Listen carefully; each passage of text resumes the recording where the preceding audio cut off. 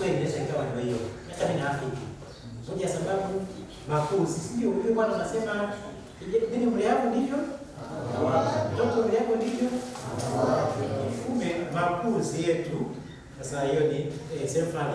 Yanaweza kawa ni visababishi ya sisi wazazi kutoshiriki au ndio. Lakini bado nafasi tunayo, sio? Kiasi nafasi tunayo, sio? Nafasi tunayo.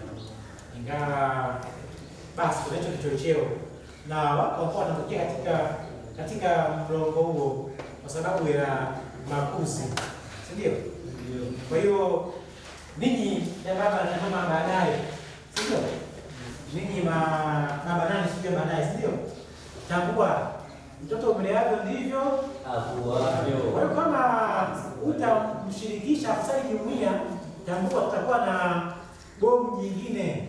Tunaweza kawa ni la nyuklia zaidi kubwa na baya la vijana ambao hawatakuwa washiriki wa jumuiya. Sawa wapendwa? Sasa kwa kutambua hilo, tumetambua jambo, unakuwa na adili kubwa la kulikesha hilo jambo katika usahihi wake. Tulichukue, tutazame na tulifanyie kazi. Sawa wapendwa? Tulifanyie kazi, ndio? Hiyo ikiwa ni katika kusema kwamba sisi